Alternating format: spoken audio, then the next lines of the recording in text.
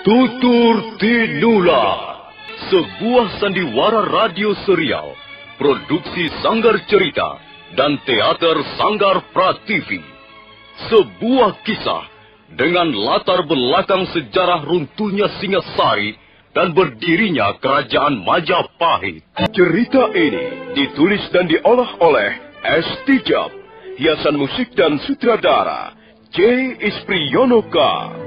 Kali ini mengetengahkan episode ke-9 dengan judul Badai Mengamuk di Atas Kediri.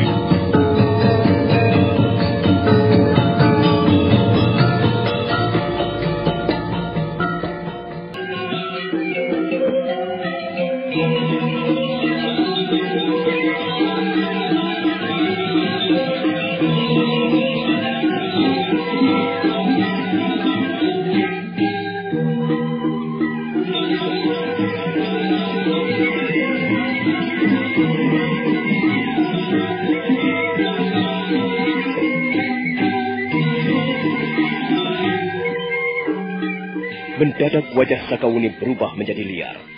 Dia tiba-tiba bangkit dan berlari sambil berteriak-teriak marah. Arya Kamandanu terkejut. Dia sangat mengkhawatirkan keadaan gadis itu. Wuni! Sakawuni!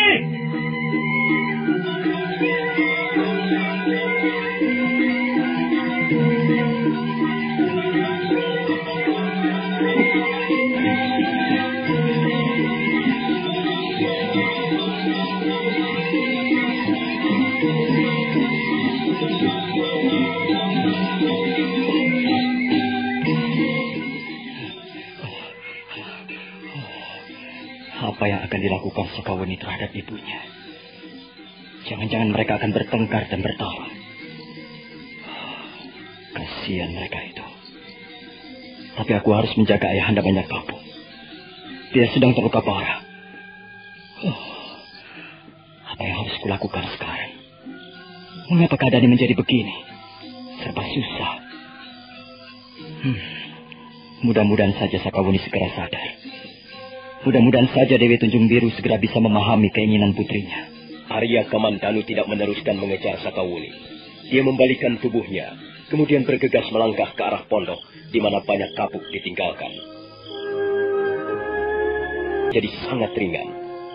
Banyak kapuk masih diam dalam keadaan tidak sadarkan diri, ketika Arya Kamandanu menggendongnya di atas pundaknya. Sebentar kemudian, Arya Kamandanu sudah mendukung tubuh laki-laki terluka parah itu menaiki kaki bukit Panampihan. Hei, Dewi Tunjung Biru, kau bukanlah seorang wanita yang berhati mulia, seperti yang banyak diceritakan orang. Ternyata kau hanyalah seorang perempuan berjiwa iblis. Kau kejam seperti setan. Dewi Tunjung Biru, ayo keluar. Ayo hadapilah aku. Kau takut menghadapi Sakawuni? Kau jangan merasa dirimu so suci Dewi Tunjung Biru. Kau pun tidak lebih dari seorang manusia yang berhati binatang. Kau tidak mempunyai belas kasihan. Jiwamu seperti batu hitam.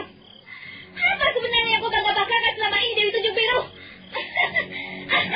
Pada saat itu, Tunjung Putih dan Tunjung Kuning muncul dari arah serambi rumah kediaman Dewi Tunjung Biru. Mereka berdua menghampiri Sakawuni yang masih tertawa seperti orang kesetan. Sakawuni, apa yang kau lakukan di sini? Aku mencari majikanmu. Suruh dia keluar. Suruh dia menghadapi aku. Junjunganku tidak ada di dalam rumah. Kau tidak perlu marah-marah di sini, Sakawuni. Aku tidak percaya. Dewi Tunjung Biru pasti bersembunyi di dalam sana. Ayo, suruh dia keluar. Wanita berhati iblis itu akan segera kuhajar sampai babak belur. Lancang sekali mulutmu, Sakawuni. Tidak seharusnya kau berkata seperti itu pada ibumu sendiri. Dewi Tunjung Biru bukan ibuku. Aku tidak sudi mempunyai ibu berhati iblis. Suruh dia keluar cepat. Tahanlah dirimu, Sakawuni. Ayolah, kita bicara di serambi. Tidak. Aku tidak sudi bicara dengan kalian. Kalian pasti sama saja dengan junjungan kalian. Kalian wanita-wanita yang berkedok kesucian. Kalian menyepi di bukit Panapihan ini hanya untuk menutupi kebusukan hati kalian semata-mata. Aku tidak sudi berhubungan dengan perempuan-perempuan munafik seperti kalian. Sakawuni, mengapa kau marah-marah begini? Apa persoalannya? Aku tidak mempunyai persoalan dengan kalian. Aku hanya mempunyai persoalan dengan Dewi Tunjung Biru. Karena itu, suruh dia keluar. Dia harus membuat perhitungan denganku. Sakawuni, bukankah sudah kukatakan bahwa Dewi Tunjung Biru tidak ada di rumah? Bohong. Dusta. Kalian bermaksud melindungi majikan kalian, bukan? Hei, Sakawuni, kalau kau terus-menerus marah-marah seperti ini, kami akan mengusirmu. Kalian bisa? Silahkan. Silahkan mengusir aku. Kau pikir gampang mengusir Sakawuni? Ayo, majulah kalian berdua. Atau aku yang akan melabrak kalian. Tunggu, Sakawuni. Tunggu dulu. Sabar. Kau pasti sedang mengalami sesuatu yang tidak mengenakan hatimu. Tahanlah dirimu, Sakawuni. Kami tidak bermaksud memusuhimu. Kami ingin membicarakannya secara baik-baik. Ayo, kita bicarakan di serambi depan. Tidak. Sudah kukatakan bahwa aku tidak butuh bicara dengan kalian. Aku hanya butuh Dewi Tunjung Biru. Suruh dia keluar. Atau aku akan melabrak ke dalam sana. Sakawuni! Sakawuni!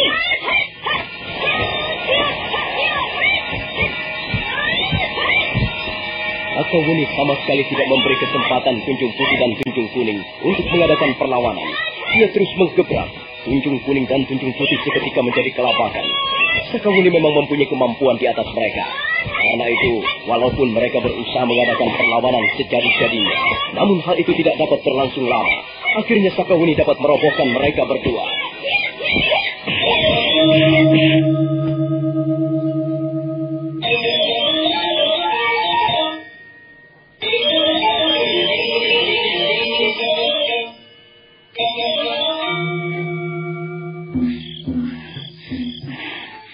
Maafkan aku, Tunjung Putih dan Tunjung Kuning. Kalian berdua memaksa aku untuk melakukan kekerasan.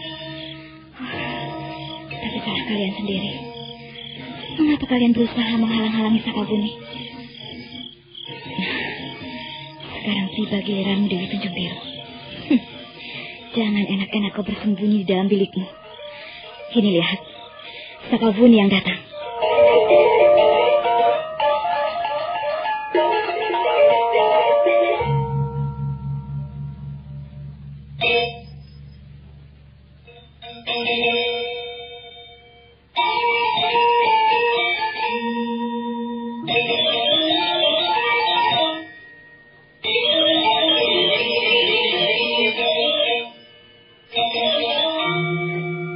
Dengan beringas, Sakawuni melompat ke serambi rumah kediaman Dewi Tunjung Biru.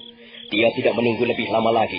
Dia segera menghampiri ruangan tidur Dewi Tunjung Biru yang terletak di bagian tengah. Pintu ruangan tertutup rapat dari dalam. Sakawuni tidak sabar lagi. Karena itu dia segera menggebrak pintu itu.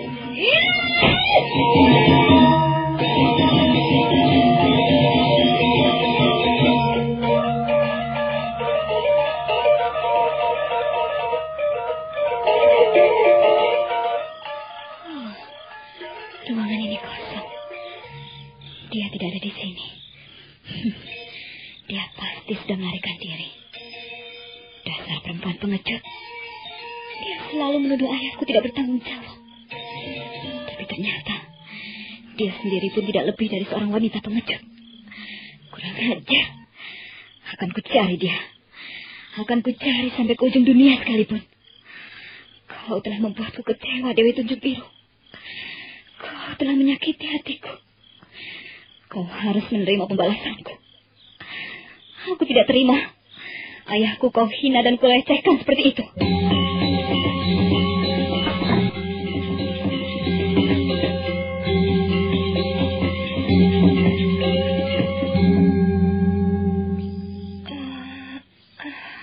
Tunjung Kuning?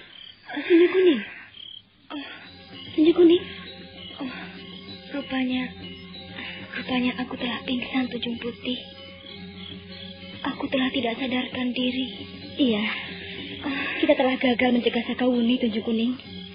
Gadis itu mempunyai ilmu kanuragan jauh melebihi kita. Tapi Tunjung Putih, jangan kau katakan di mana Dewi Tunjung Biru berada sekarang ini.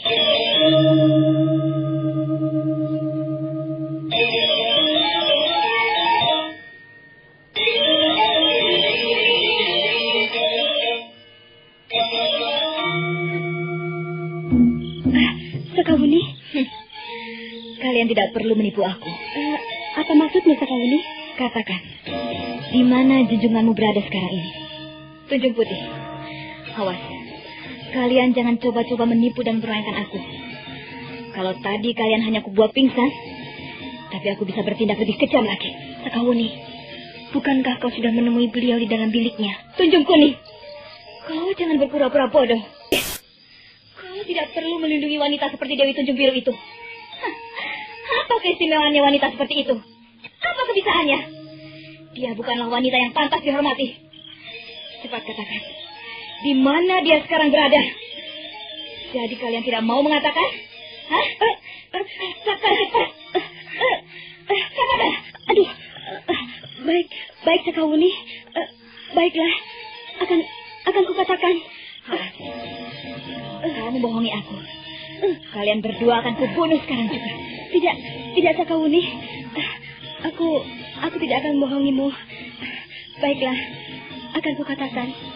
Dewi Tunjung Biru sekarang ini sedang berada di Sanggar Pamujan. Di mana letaknya Sanggar Pamujan itu? Di sebelah timur rumah ini ada sebuah dinding karang yang cukup tinggi. Di balik dinding karang itu ada sebuah jalan setapak menuju ke sebuah gua. Nah, dalam gua itulah sekarang ini Dewi Tunjung Biru sedang bersemadi.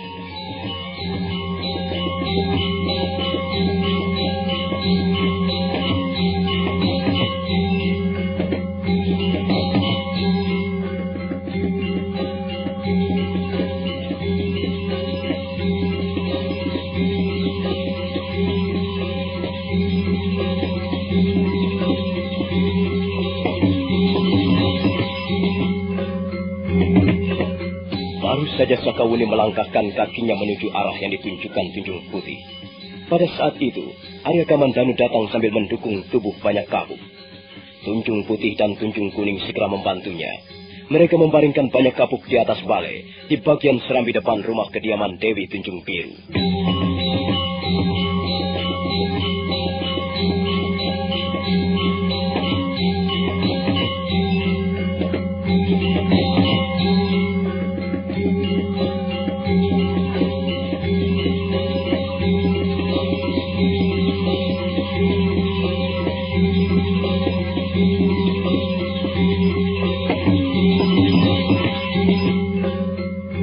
Di mana Sakawuni, Tunjung Putih? Dia berusaha menemui ibunya, Tuan. Kami tidak berhasil menghalang-halanginya. Di mana Dewi Tunjung Biru sekarang berada? Di Sanggar Pamujan. Di dalam sebuah goa, tidak jauh dari tempat ini. Apakah kalian bisa kupercaya? Lihatlah. Ayahanda banyak kapuk masih dalam keadaan pingsan. Tolong rawat dia untuk sementara waktu. Baiklah, Tuan. Biarlah kami yang akan merawat beliau. Sebaiknya, Tuan segera menyusul Sakawuni. Kami sangat mengkhawatirkan keadaan mereka. Sakawuni kelihatannya sedang dalam keadaan kalap. Dan kami tahu bahwa Dewi Tunjung Biru tidak mungkin merubah pendiriannya. Sebelum pergi bersemadi, beliau sudah berpesan kepada kami agar kami jangan sampai memperbolehkan Sakawuni untuk menemuinya. Nah, kalau begitu, aku akan pergi dulu. Kalian jaga ayahanda banyak kapuk baik-baik. Baik, Tuan. Tuan tidak perlu mengkhawatirkannya. Kami akan menjaganya di sini. Arya Kamandanu segera melompat meninggalkan halaman rumah kediaman Dewi Tunjung Biru. Sebentar kemudian tubuhnya sudah hilang ditelan kegelapan malam.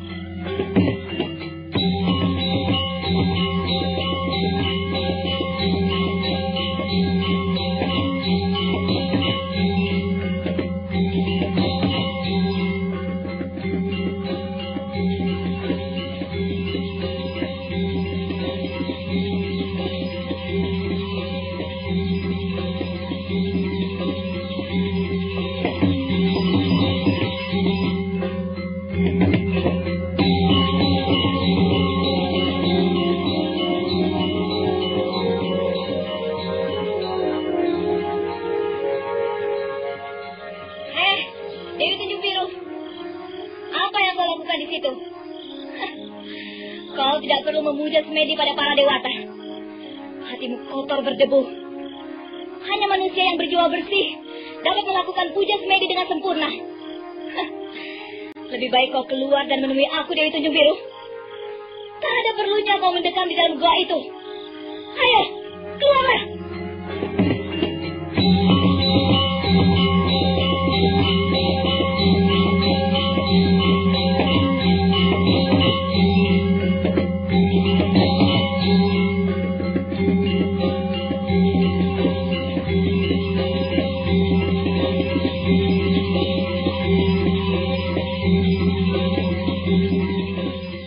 ada sesuatu pun yang menyahut teriakan-teriakan Sakawuni. Hanya suara sepi yang terdengar di sana sini. Sepi dan mencekam. Kembali Sakawuni berteriak ke arah mulut gua yang menganga lebar, bagaikan mulut seorang raksasa yang sedang bertapa di tengah hutan. Dewi Tunjung Biru! Apakah kau sudah bisu? Apakah kau sudah tuli? Ayo, keluarlah! Temuilah Sakawuni! Jangan menganggap dirimu paling suci dengan memuji semedi seperti itu. Kau hanya pandai menutup wajahmu dengan kedok. Kau mengaku seorang tabib suci yang senang menolong orang. Tapi apa buktinya? Apa yang telah kau lakukan terhadap ayahku? Hatimu tetap beku seperti dinding di batu karang. Kau hanya mau menang sendiri. Kau hanya mau benar sendiri. Sakawuni, anak tidak tahu sopan santun, anak liar. Berani sekali kau mengotori sanggar Pamujan ini.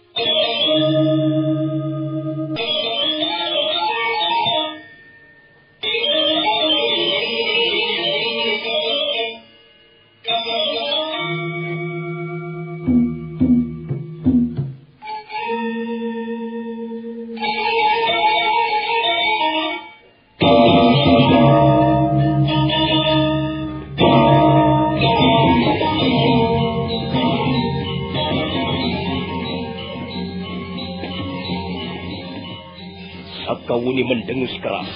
Tiba-tiba saja di depan pintu gua, Dewi Tunjung Biru sudah berdiri tegak. Pakaiannya yang serba biru berkibaran ditiup angin malam. Wajahnya nampak tegang. Kemudian perlahan-lahan dia melangkah ke arah Sakawuni. Sakawuni sama sekali tidak mau mundur parang setapak pun. Dia malah berdiri berkacak pinggang, menantang.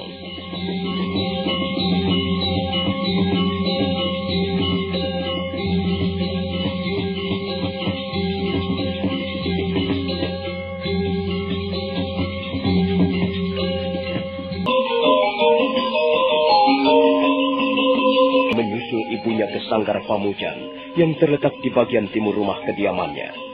Sanggar Pamujan itu merupakan sebuah gua yang cukup luas. Gua itu terletak di tengah-tengah dinding batu karang yang dikelilingi pohon-pohon besar. Pada malam hari, mulut gua itu sangat menyeramkan, seperti mulut siluman yang sedang menjebak mangsanya. Sakawuni sudah tiba di depan mulut gua. Dia berteriak-teriak marah sambil memaki-maki ibunya. Tak lama kemudian, Ayu Pupuh muncul dari mulut gua.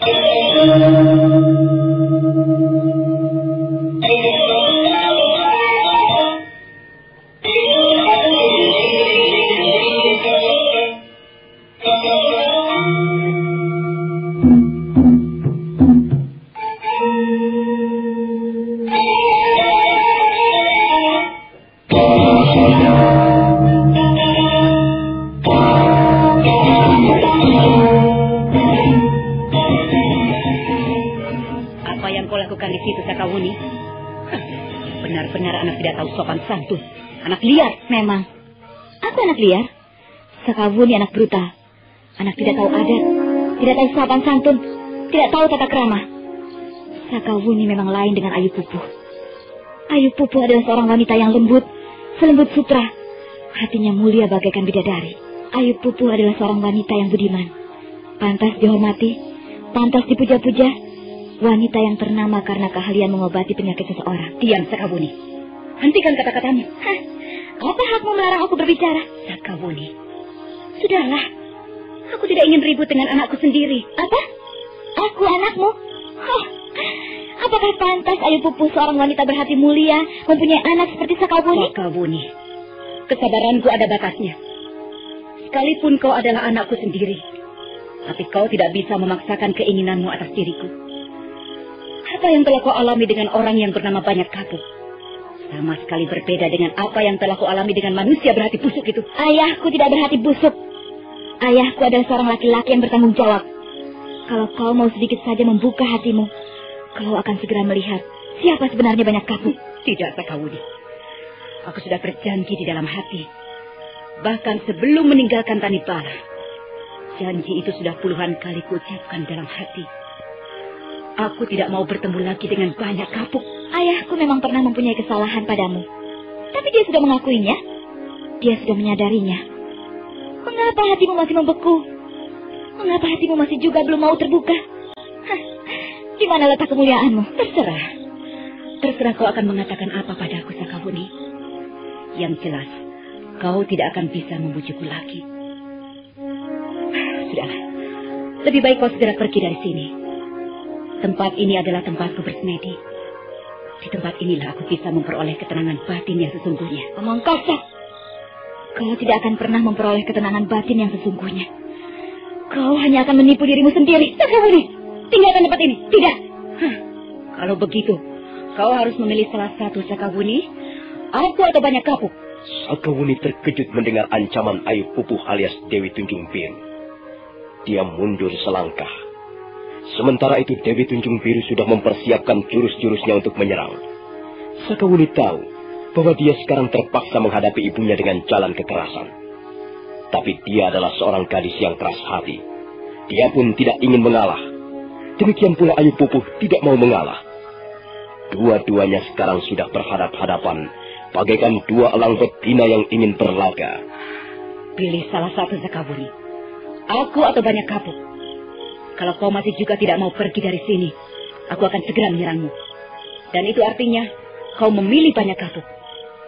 Pikirkanlah baik-baik, Sakawuni. Aku tahu, aku belum tentu bisa mengalahkanmu. Tapi aku akan bertarung untuk membela kehormatanku sebagai wanita. Sakawuni tercenung sesaat lamanya. Dia menjadi kebingungan. Dia sebenarnya tidak ingin memilih salah satu di antara dua. Dia tidak ingin memilih ayahnya atau ibunya. Dia menginginkan dua-duanya. Tapi apa yang sedang dihadapi sekarang ibarat buah si malakama. Dia memang harus memilih salah satu di antara dua. Bagaimana, Sakawuni? Kau sudah menentukan pilihanmu? Baiklah. Kau sudah memojokkan aku. Aku pun tidak mempunyai pilihan lain. Aku memang harus memilih. Dengar. Aku sudah jauh-jauh membawa ayahku pergi meninggalkan istana Kediri menuju ke Bukit Penampihan ini. Aku tahu penderitaannya. Aku tidak mungkin membiarkan ayahku menderita. Karena itu, aku memilih ayahku. Nah, kalau begitu, marilah kita selesaikan perkara ini, Sakawuni. Kita akan segera bertarung. Kalau misalnya kau dapat mengalahkan aku, itu artinya kau akan kehilangan ibumu sendiri.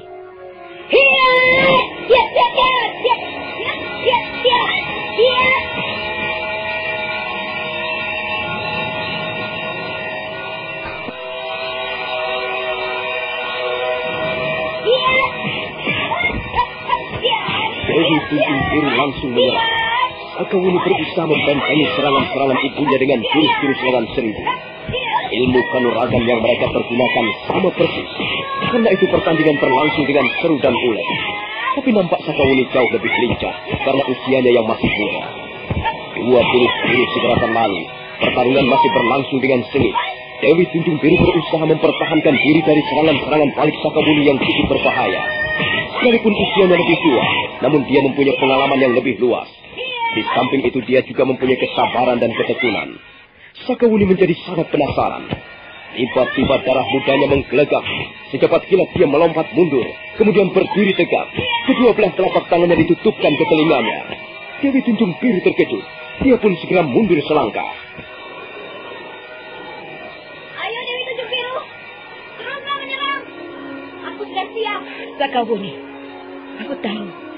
Rupanya kau telah mewarisi jurus angin lengan 1000 milik kakekmu. Kau tidak perlu banyak bicara. Marilah kita lanjutkan pertarungan ini. Jadi kau benar-benar ingin membunuh aku, Sakawuni? Bukankah kau yang memaksa aku untuk memilih? Baiklah. Kalau memang begitu kemauanmu, silakan, Sakawuni. Aku tahu bahwa aku tidak mungkin melawan jurus angin lengan 1000. Ayo, Wuni, silakan. Aku sudah siap. Dewi Tunjung Biru masih tetap tegak berdiri di atas kedua kakinya. Wajahnya yang cantik kelihatan tegar. Sakawuni menjadi ragu-ragu. Apakah benar-benar dia ingin membunuh ibunya sendiri? Hati Sakawuni menjerit. Tiba-tiba tubuhnya menjadi gemetar, menggigil, dan suara angin yang menderu-deru segera lenyap bersamaan dengan tubuh Sakawuni yang jatuh terduduk.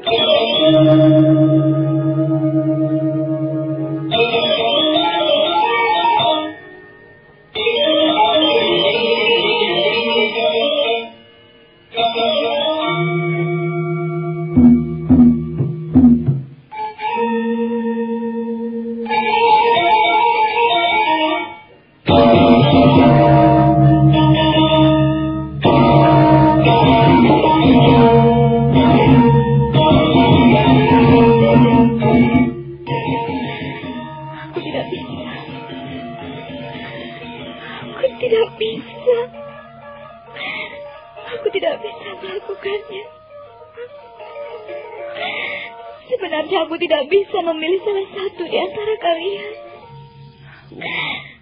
Aku mencintaimu, Ibu. Tapi aku juga mencintai ayahku. Maafkan aku, Ibu. Maafkan putrimu. Sudahlah, Uni. Sudahlah. Mari ikutlah aku. Kita bicara di dalam, Uni. Marilah kita bicara secara baik-baik. Dengan kepala yang dingin. Tanpa harus mengumbar hawa nafsu. Aku pun menyesal telah memperlakukanmu seperti ini, anakku. Ibu. Ibu. Uni.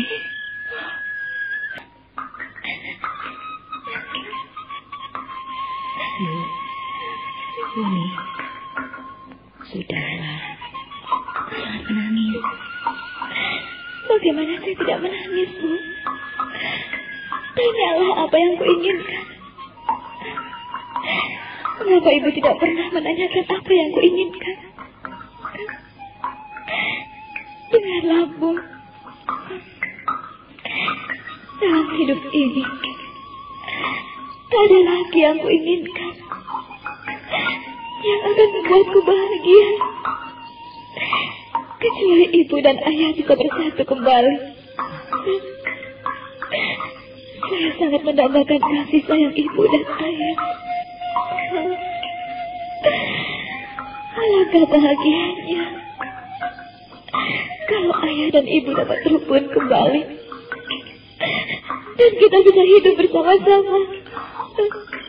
Uni, aku tahu apa yang kau inginkan.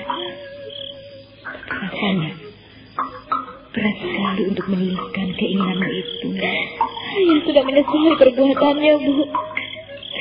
Ayah sudah menyadari kekeliruannya. Ayah ternyata adalah seorang laki-laki yang berhati mulia. Dia memang seorang pembesar kerajaan. Selama hidupnya, dia gunakan untuk mengabdi pada kepentingan negara dan rakyat banyak. Tapi hatinya selalu lurus, Bu. Ayah tidak pernah membagi perhatiannya pada wanita lain. Sebenarnya, selama ini ayah juga masih mendambakan ibu. Bagaimana ibu bisa mempercayai kata-katamu, Bu? Oh, percayalah, Bu. Percayalah. Kali ini saja, kumohon ibu mau percaya. Ayah sudah membangun sebuah rumah di desa Majapahit. Sudah berapa kali ayah berkata padaku, suatu saat nanti ayah ingin membawa ibu ke Majapahit, sehingga kita bisa hidup bersama-sama di sana. Bukankah itu sebagai bukti bahwa ayah masih mencintaimu, Bu? Mengapa ibu masih berkeras hati juga? Jangan begitu, Bu. Kasihanilah ayah. Kasihanilah aku. Kasihanilah kami berdua. Kami berdua sangat membutuhkanmu, Bu. Aku dapat mengerti apa yang kau rasakan. Jauh ke tempat yang sangat indah. Tapi itu sudah terlambat, Duk. Sudah 20 tahun lamanya ibumu menunggu. Masa remaja ibu bahkan sudah lenyap bersama penantian yang sangat panjang dan melelahkan. Air mata ibu sudah kering kerontak. Lihatlah, Umi. Bahkan wajah ibu sudah mulai berkerut. Tidak, Bu. Ibu tetap cantik. Ayah bahkan pernah berkata, sekalipun ibu sudah menjadi seorang nenek-nenek, ibu tetap adalah wanita yang paling cantik di dunia ini. Pernyataan seperti itu terlalu berlebihan, Buni. Tidak, Bu. Tidak. Pernyataan itu sepertinya cukup tulus. Ayah bersungguh-sungguh, Bu. Ibu harus percaya bahwa ayah bersungguh-sungguh. Sudahlah, Buni. Kau tidak perlu membujuk ibu lagi, nak. Tidak. Saya akan terus membujuk ibu. Sampai hati ibu menjadi lunak dan sudi memaafkan ayah. Baiklah. Aku akan memaafkan ayahmu. Bu. Benar, Bu. Benar ibu mau memaafkan ayah. Ibu. Sebentar, Buni. Kalau ibu memaafkan ayahmu, sebenarnya hanya karena kau. Ibu kasihan melihatmu, nak.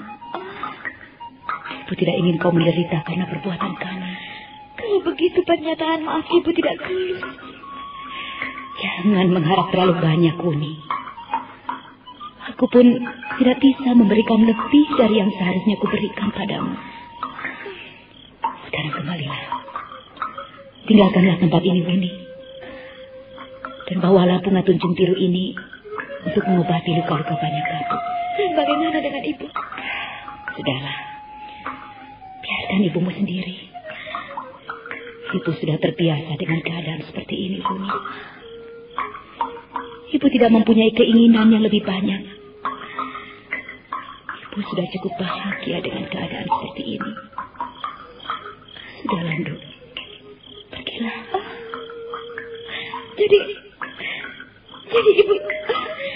Jadi ibu tetap tidak ingin kembali bersama ayah.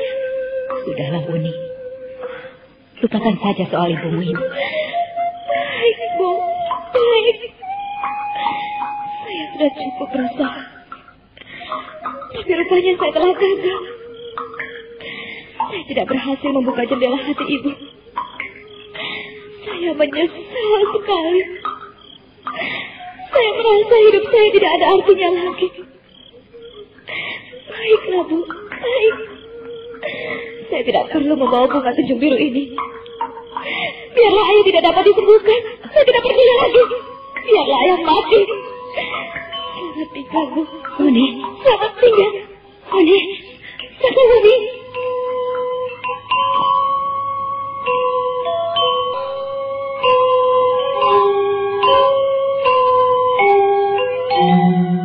Sakawuni nampak sangat sedih dan kecewa.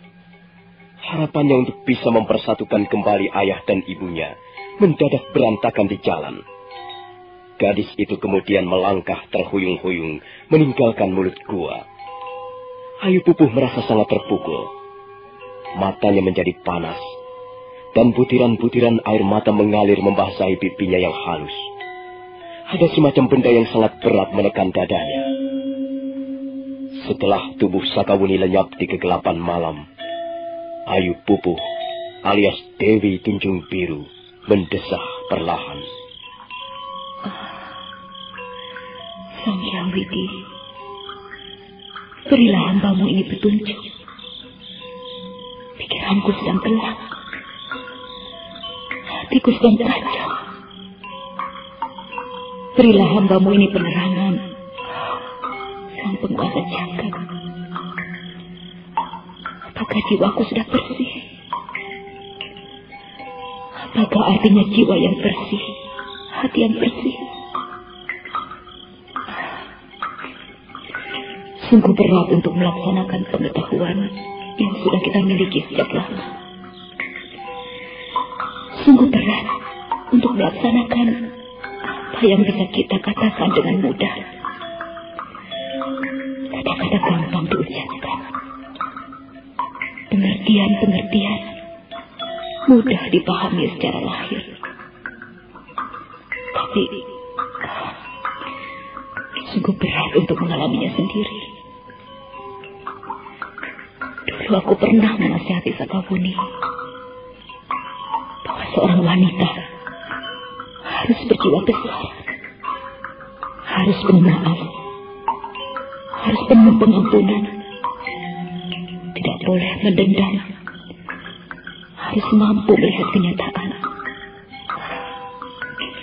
Tapi mengapa sukar sekali untuk melaksanakan apa yang pernah aku nasihatkan pada anakku sendiri? Sulitnya orang hidup ini serba susah. Banyak kapuk. laki yang pernah menyakiti hatiku itu sedang tergeletak di luka parah. Menurut Sakawuni, dia sudah menyesali perbuatannya. Kalau memang demikian, mengapa aku tidak memaafkannya? Apalagi yang kucari dalam hidup ini? Mengapa aku harus bersikeras untuk mempertahankan sesuatu yang aku sendiri tak ada lagi yang bisa kita lakukan di sini? Kita sudah menjadi orang-orang yang tidak ada harganya. Aku telah gagal mengalahkan benteng pertahanan ibuku yang sangat kokoh. Benteng pertahanan yang bernama keangkuhan.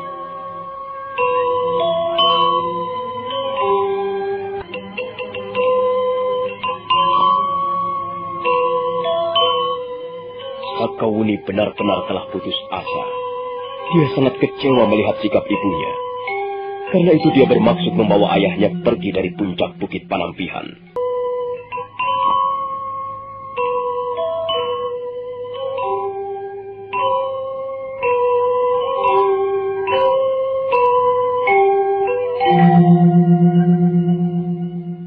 Sakawuni merasa sedih dan putus asa.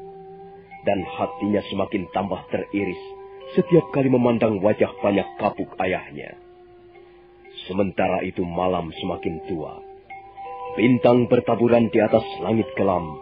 Dan udara sangat dingin oleh kabut yang turun dari lereng Gunung Semeru. Banyak kapuk masih terbaring di serambi depan, ditunggui Arya Kamandanu. Sakawuni bermaksud membawa pergi ayahnya dari Bukit Panampihan malam itu juga. Saya telah gagal, Ayah. Maafkan. Saya tidak bisa membujuk Ibu. Sudahlah, Wuni. Ayah dapat mengerti perasaan ibumu. Ayah memang tidak pantas dikasihani. Saya sangat menyesalkan sikap Ibu.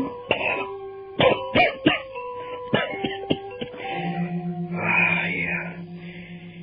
Ibumu sudah cukup menderita, Nduk.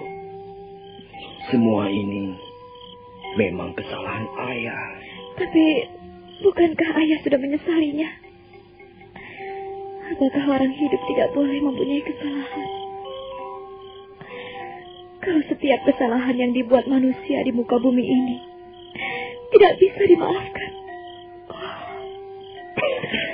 alangkah banyaknya orang menderita. Dan alangkah tidak adilnya hidup ini. Tidak adil dan tidak bijaksana. Sakawuni, jangan salah memahami hidup. Hidup ini lebih bijaksana dari yang kita sangka. Sudahlah, Ayah. Tak ada yang bisa kita lakukan di puncak Bukit Panampihan ini.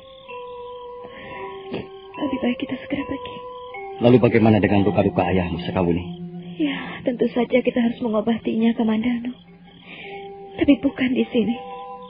Bukan dengan Dewi Tunjung Biru. Kita akan berusaha di tempat lain. Iya. Tapi di mana? Saya tidak tahu di mana. Yang jelas bukan di sini, Kamandanu. Ibuku sudah tidak menaruh perhatian lagi kepada ayahku. Ibuku benar-benar sudah menutup pintu hatinya. Ibuku sudah mengurung dirinya dalam dunia yang sempit. Aku tidak berhasil menjebol dinding-dinding dunia yang selama ini dipergunakan ibuku untuk bersembunyi. Aku akan mencoba untuk membujuknya, Wuni. Tidak usah, Kamandanu. Tidak usah. Tidak akan ada gunanya. Sedangkan kepada anaknya sendiri dia sudah bersikap seperti itu. Apalagi kepada orang lain.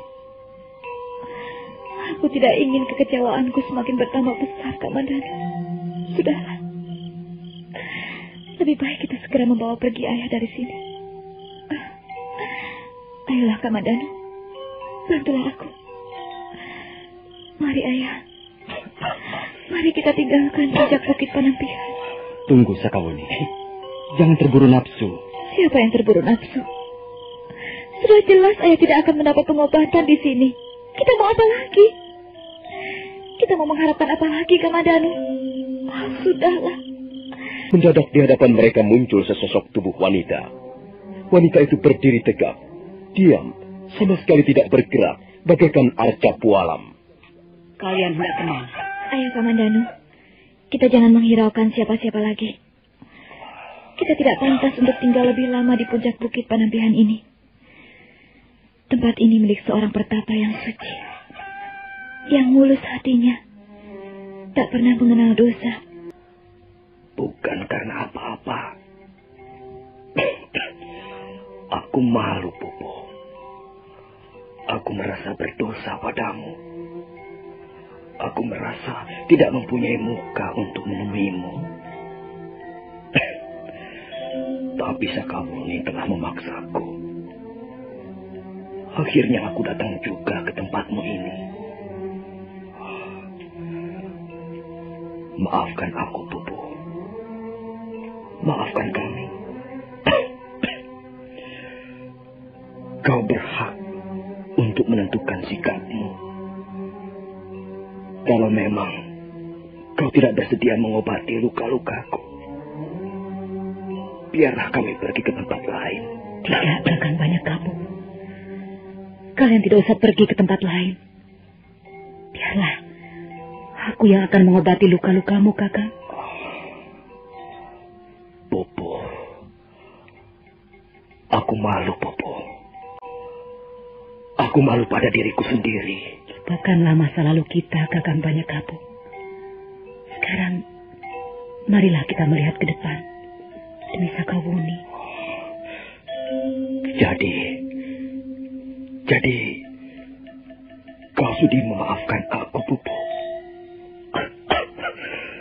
Kau rela memberikan pengampunan padaku. Kakang Banyak Kapuk. Ayo, Bobo.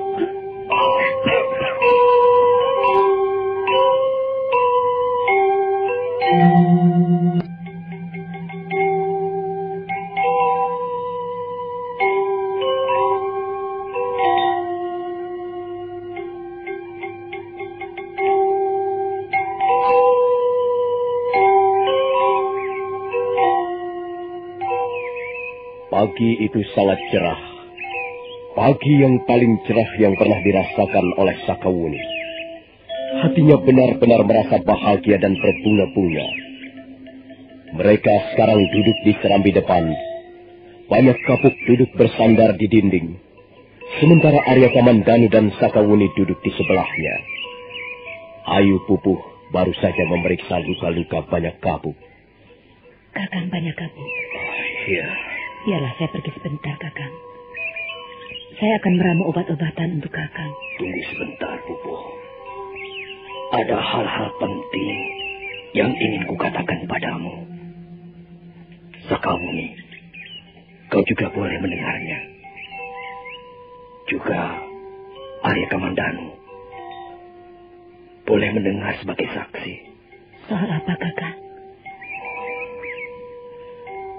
20 tahun yang lalu, aku pernah berjanji untuk kembali ke desa Tanipala dan mengawinimu.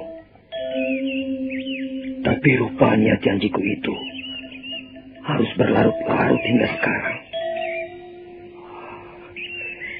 Ya, aku terlalu sibuk memikirkan urusan-urusan kenegaraan. Pemerintah Singasari waktu itu sedang mengembangkan kekuasaannya ke daerah-daerah lain. Aku sibuk berperang melawan negara-negara yang kemudian menjadi taklukan Singasari. Itulah sebabnya aku selalu menunda untuk memenuhi janjiku padamu, Bobo. Sudahlah, Kakang. Hal itu sudah berlalu. Sudah lama sekali berlalu.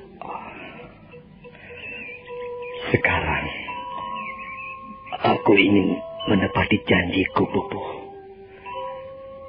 Dengan disaksikan putri kita sendiri, Sakawuni, dan juga Arya Kamandanu.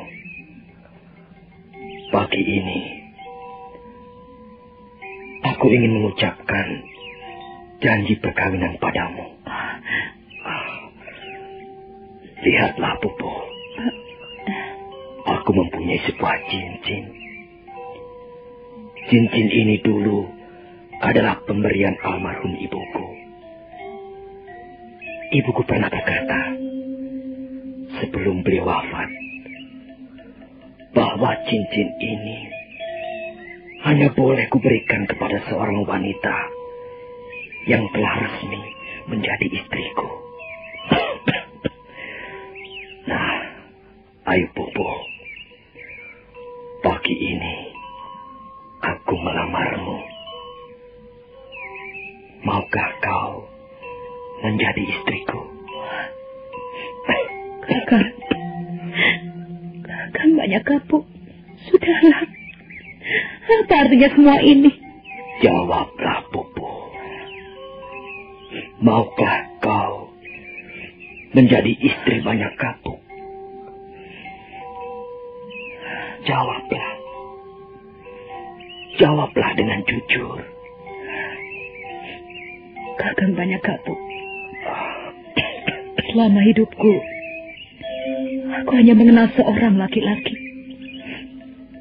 Dan laki-laki itu adalah kau, Kakang. Cintaku tidak pernah terbagi kepada siapapun juga. Cintaku hanya kuberikan seluruhnya kepadamu, Kakang. Baiklah, Kakang. Sekalipun hal ini sudah sangat terlambat, baiklah. Aku penuhi lamaranmu. Aku bersedia menjadi istrimu untuk selama-lamanya. Dalam sisa-sisa hidupku ini. Terima kasih, Pupu. Nah, sekarang pakailah cincin pemberian ibuku ini. Banyak kapuk kemudian meraih tangan Ayu Pupu. Sambil berlimangan air mata, laki-laki setengah tua itu menggenggam jari-jari Ayu Pupu. Sakawuni dan Arya Kamandanu juga tidak bisa menahan keharuan yang menghimpit jiwa mereka. Rasa haru yang diliputi rasa bahagia.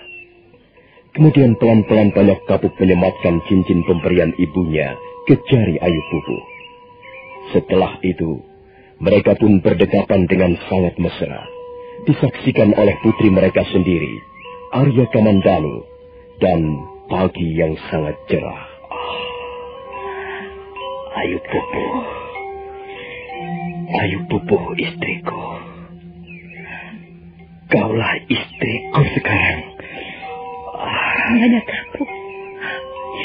Kakang banyak kapuk. Nah, dengar Sakawuni. Sekarang ayahmu dan ibumu telah menjadi suami istri. Mudah-mudahan para dewa memberkati perkawinan kami. Sekarang kau tidak perlu merasa kecil hati. Kau mempunyai ayah dan kau pun mempunyai ibu. Kau sama seperti anak-anak yang lain di muka bumi ini. Kau mempunyai orang tua yang lengkap. Kau harus merasa bahagia seperti anak-anak yang lain. Ayah. Ibu. Sakawuni.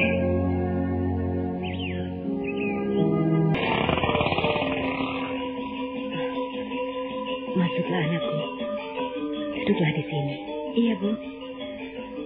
Wuni, bagaimana perasaanmu sekarang, Bu? Saya merasa sangat bahagia sekali, Bu. Sepertinya saya telah menemukan dunia saya yang sesungguhnya.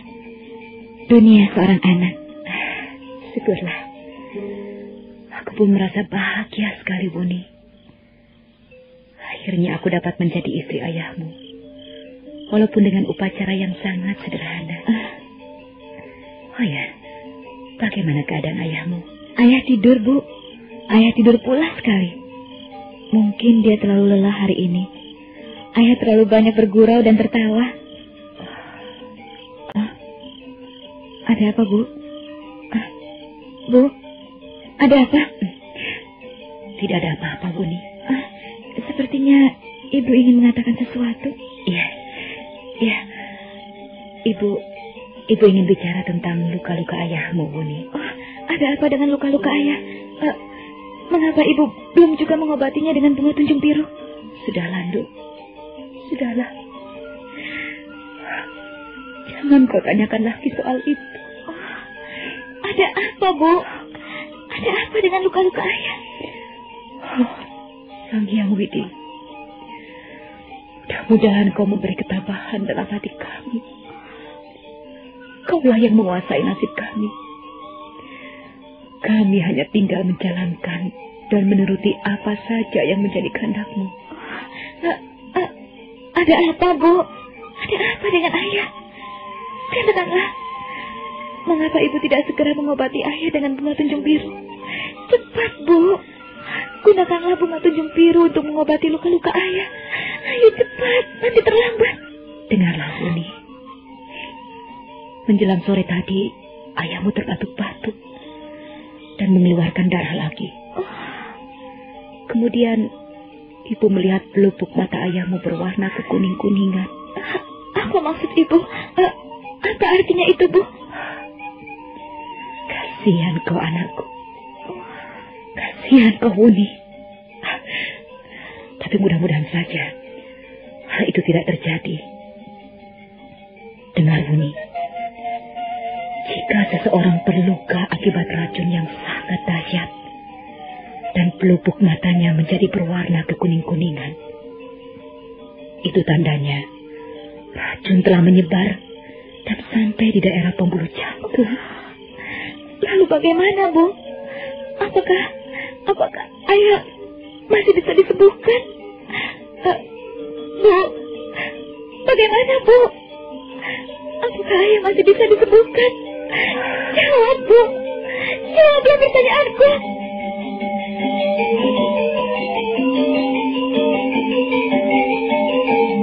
Sakawuni terus bertanya sambil mengguncang-guncang tubuh ibunya.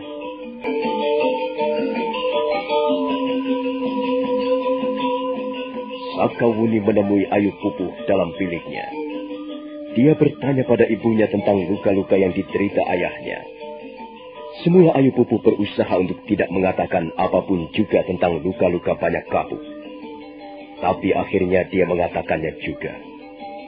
Menurut Ayu Pupuh, kemungkinan besar racun yang bersarang di tubuh Banyak Kapuk sudah menjalar hingga mencapai daerah pembuluh jantung. Hal itu bisa dilihat dari pelupuk mata Banyak Kapuk yang berwarna kekuning-kuningan. Sakawuni menjadi sangat cemas. Dia takut ayahnya tidak bisa tertolong lagi. Katakan, Bu. Katakan. Apakah ayah masih bisa ditolong lagi? Apakah ayah masih bisa disembuhkan, Bu? Tenanglah, Buni. Tenanglah. Jangan kau kacaukan pikiran ibumu. Ibu sendiri juga dalam keadaan kebingungan. Mengapa Ibu tidak juga mengobati ayah dengan bunga tunjung biru? Ibu ragu-ragu untuk menggunakan bunga tunjung biru itu, Buni. Mengapa ragu-ragu, Bu?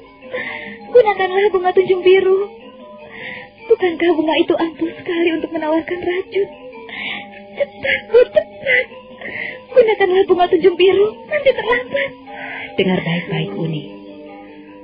Kalau Ibu menggunakan bunga tunjung biru untuk mengobati luka-luka ayahmu, hal itu justru bisa membahayakan jiwa ayahmu.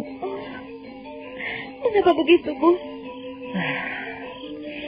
Kalau saja racun itu belum mencapai daerah di sekitar jantung, maka luka-luka ayahmu pasti akan bisa disembuhkan dengan bunga tunjung biru.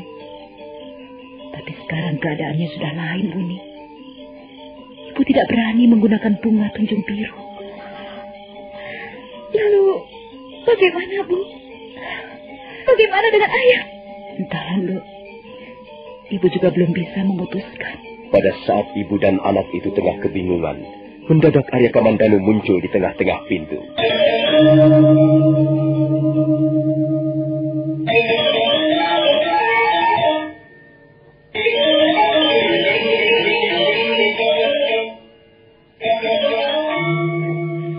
Ada apa, Kamandanu? Ayahmu, Buni. Ayahmu sudah terbangun. Tapi kelihatannya luka-lukanya semakin bertambah parah. Bagaimana, Bu? Bagaimana dengan ayah? Cepat, Bu. Cepat lakukan sesuatu. Baiklah, kita memang tidak mempunyai pilihan lain, Buni. Aku harus menggunakan bunga tunjung biru. Mudah-mudahan saja belum terlambat. Ayo, Buni, kita obati ayahmu sekarang juga dengan bunga tunjung biru.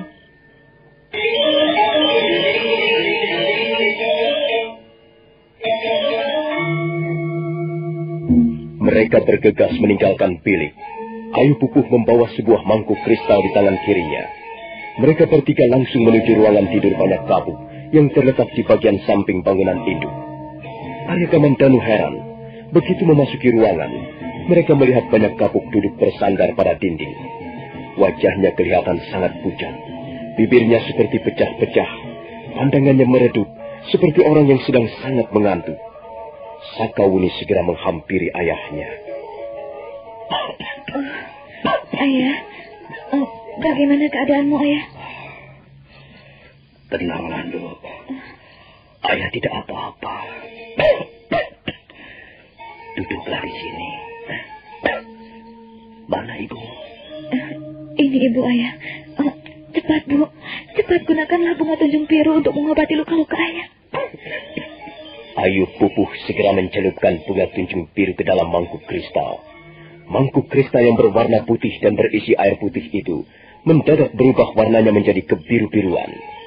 Kemudian Ayu Pupuh mendekati banyak kabuk yang masih terbaring di tempatnya. Pupuh, apa yang akan kau lakukan? Aku terpaksa menggunakan bunga tunjung biru ini, Kakang, untuk mengobati luka-lukamu. Bunga tunjung biru sangat ampuh, Ayah. Dia sangat manjur untuk menawarkan racun. Kalau begitu, baiklah. Apakah aku harus meminum air rendangan bunga itu, Pupuh? Iya, Kakang. Tapi sebelumnya, Kakang banyak kabuk harus mengucapkan mantra-mantra. Ayah tinggal menirukan saja. Ayah tinggal menirukan apa yang dikatakan ibu. Cepat, Bu. Cepat lakukanlah. Nah, Kakang, ikutilah kata-kataku. Mudah-mudahan bunga tunjung biru bisa menyembuhkan luka-lukamu. Oh, Sang Hyang Widi, penguasa seluruh jagat semesta ini. Oh, Sang Hyang Widi, penguasa seluruh jagat semesta ini. Kaulah pencipta segalanya. Kaulah pencipta segalanya. Kaulah yang menguasai kerajaan siang ataupun malam. Kaulah yang menguasai kerajaan siang ataupun malam. Tak ada yang mustahil di depan kekuasaanmu yang maha besar. Tak ada yang mustahil di depan kekuasaanmu yang maha besar. Nasib manusia berada di dalam genggamanmu. Nasib manusia berada di dalam genggamanmu. Terjadilah seperti apa yang menjadi kehendakmu. Terjadilah seperti apa yang menjadi kehendakmu. Segalanya aku serahkan padamu. Padamu semata-mata, Sang Hyang Widi. Segalanya kuserahkan padamu. Padamu semata-mata, Sang Hyang Widi. Kaulah yang menciptakan rasa sakit. Kaulah pula yang menciptakan obat penyembuhnya. Kaulah yang menciptakan rasa sakit.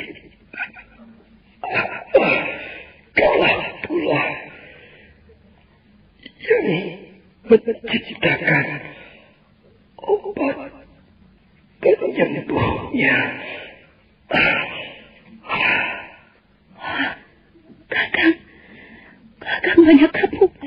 Bu, ada apa dengan ayahku?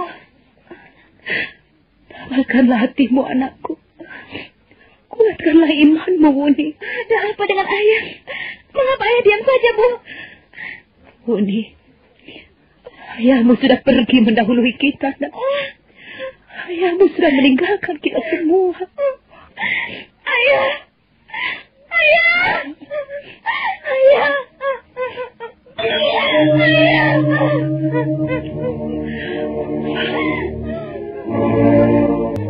Memang demikianlah akhir nasib banyak kapuk.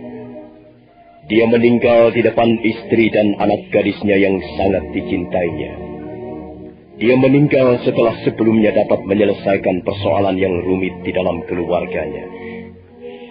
Setelah seharian penuh bercanda bersama anak dan istrinya, akhirnya banyak kapuk pergi untuk selama-lamanya.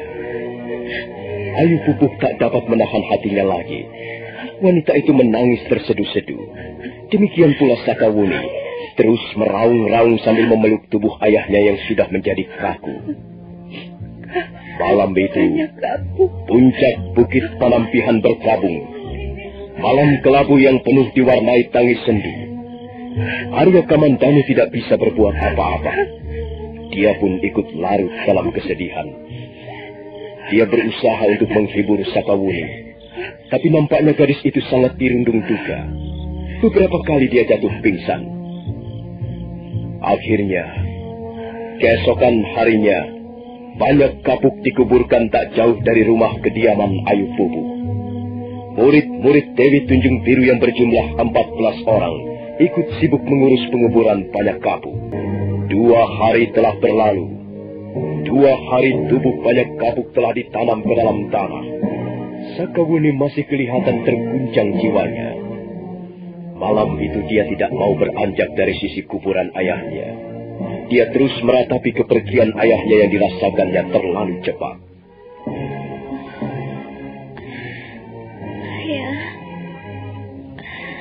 Ayah, mengapa kau pergi secepat ini? Setelah bertemu dengan ibu, setelah bersatu kembali dengan ibu, mengapa kau justru meninggalkan kami?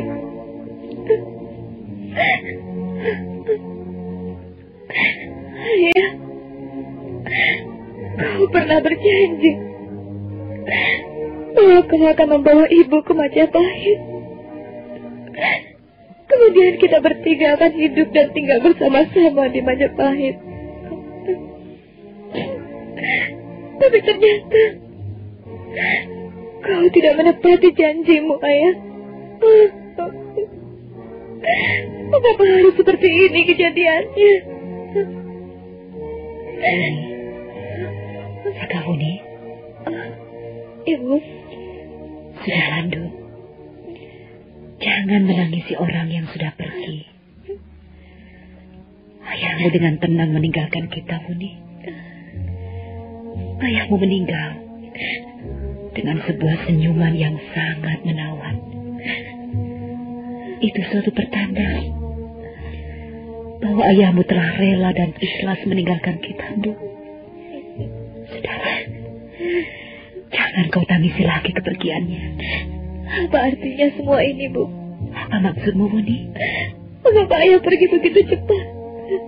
Ingat, Ndu, manusia tidak menguasai nasibnya sendiri. Saya jadi tidak mengerti dengan semua ini. Saya tidak mengerti apa sebenarnya yang sedang berlangsung dalam kehidupan manusia ini. Saya sangat mendambakan kehidupan bahagia di tengah-tengah keluarga. Saya berusaha mempersatukan ayah dan ibu. Saya pergi dari Tani Bala mengembara seperti anak liar. Iya, anakku. Bertahun-tahun saya mengembara untuk mencari orang tua saya. Dan setelah bertemu, dan setelah saya mendapatkan ayah dan ibu, Tiba-tiba dalam waktu 1 hari semuanya kembali buyar. Dan alam saya menjadi buyar. Harapan-harapan saya menjadi berantakan. Kebahagiaan saya menjadi sirna. Mengapa hal ini harus terjadi pada diri saya, Bu? Uni, Sakauni, hidup ini memang menjadi milik kita. Tapi rahasia di balik kehidupan sama sekali bukan kepunyaan kita, Nduk. Karena itu, kita harus pasrah.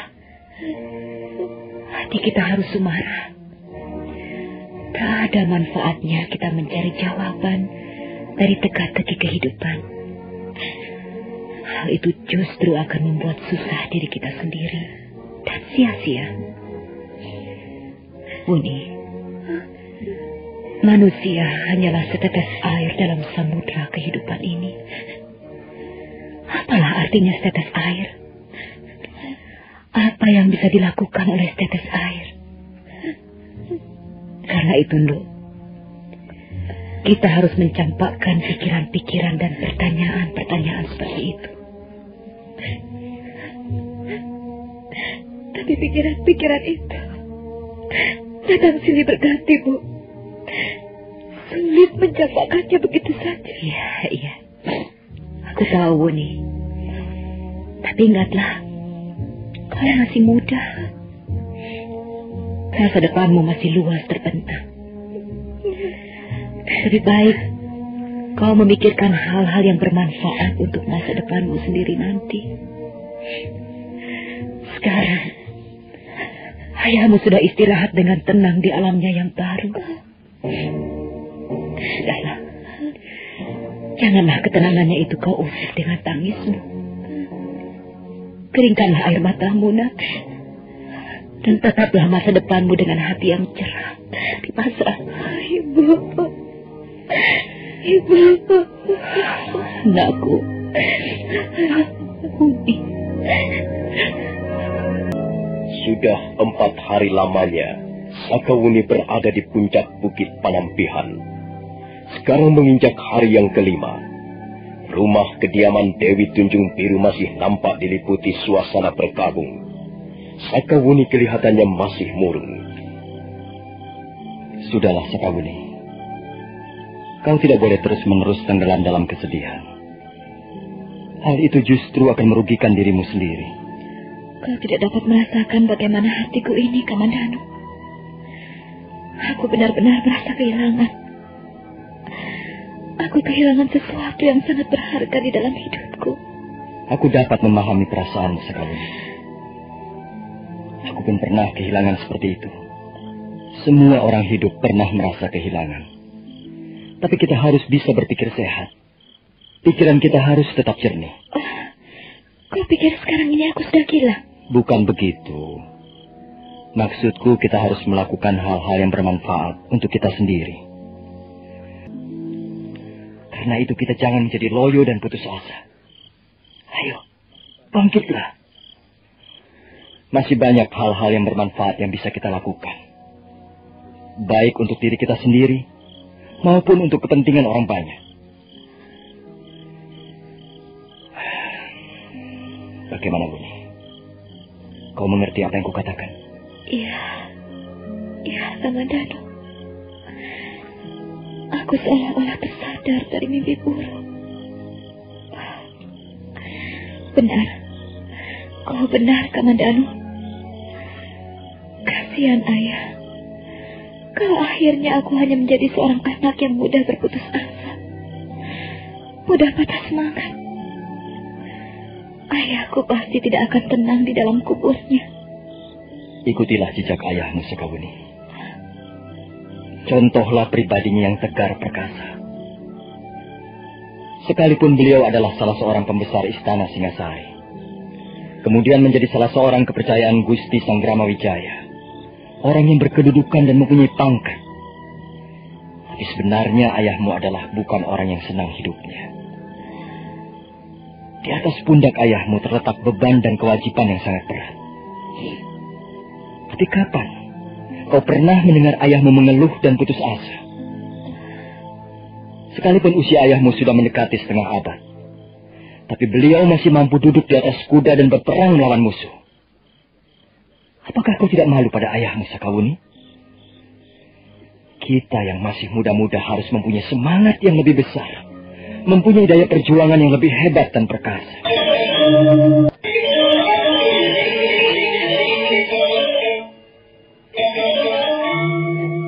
Sakawuni terdiam mendengarkan apa yang dikatakan Arya Kamandanu.